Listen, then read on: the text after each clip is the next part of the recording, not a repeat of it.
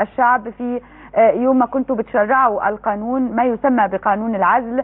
يعني حضرتك قلت بعض الكلام، فخلي سيادة اللواء يقوله وحضرتك ترد عليه. اتفضل يا فندم.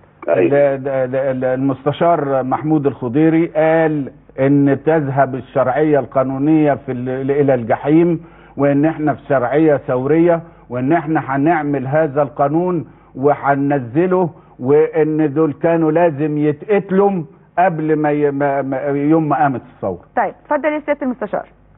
هو انا الكلام اللي انا قلته، والكلام ده مسجل على التلفزيون. ايوه الكلام ده انا يعني لا انكر شيء مسجل يا سيادة اللواء.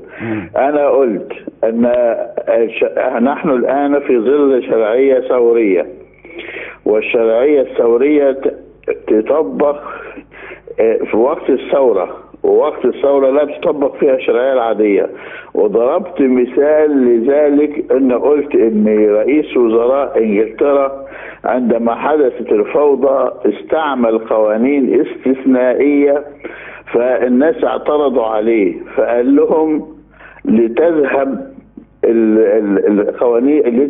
قوانين حقوق الانسان الى الجحيم ولتبقى انجلترا، لأن أنا بشرع الدستور وبشرع القانون لحماية مصر، لحماية بلدي.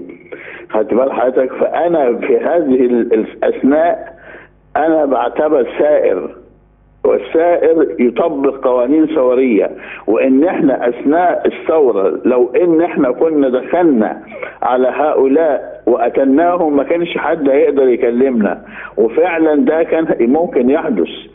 ده الكلام اللي انا قلته ولا انكره اطلاقا ولا زلت اكرره. الشرعيه الثوريه لها قوانينها، واللي بيحصل النهارده عندنا في بعض المحاكمات يعني الشرعيه الثوريه لها قوانينها. لازم هو يرد، لانه أيوة يعني ما ينفعش حضرتك تتهم كل الاتهامات دي وما يردش. اذا انا بقول قال ومسجل، انا ما عنديش مشكله، انا هو لازم يرد فقط. طيب في حاجه ثانيه سياده المستشار، هو ايضا أيوة. سياده اللواء في خلال حديثه قال انه حضرتك بتنتمي لجماعة الإخوان المسلمين، هل ده مظبوط؟ ليقول ما يقول. هي المسائل دي بالقول ولا بالرسميات؟ يعني أنا بس يعني بطرح على حضرتك ما قاله وحضرتك ترد. أنا لست منتميا إلى أي تنظيم سياسي، وأنا برفض أنتمي لأي تنظيم سياسي أيا كان. أنا قد أكون متعاطفا مع تنظيم معين، ولكن انتماء بمعنى كلمة الانتماء الرسمي لست منتميا إلى أي فصيل سياسي، وإذا كان هو مصر فليثبت. نعم أشكر.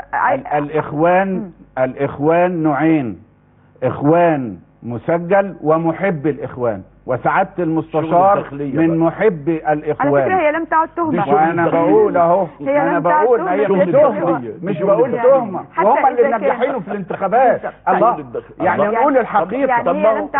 وهو قال لك أنا بنتمي لهذا الفصيل. الكرامة دخل مع التحالف الاجتماعي. طيب يعني سيادة المستشار عندك تعليق على ما ذكر؟ غلط ولا ما قالوش؟ يا جماعة اتفضل يا فندم، اتفضل. سيادة اللواء بظاهر بينتمي إلى يعني بيعتبر الانتماء الى الاخوان ده او محبة الاخوان بيعتبرها جريمة. لا مش جريمة، ما قلتش انها جريمة، بقول مش عيب، بقول مش عيب يا سيادة المستشار انك تقول ان لك ميول اخوانية، مش عيب. انا بقول انا محب، انا شخصيا يعني انتمي الى التيار الذي ممكن ان يطلق عليه مثلا زي ما انتم بتقولوا التيار الاسلامي. خدت بالك؟ فانا شخصيا ده اتجاهي، لكن ليس لي انتماء رسمي لاي فصيل من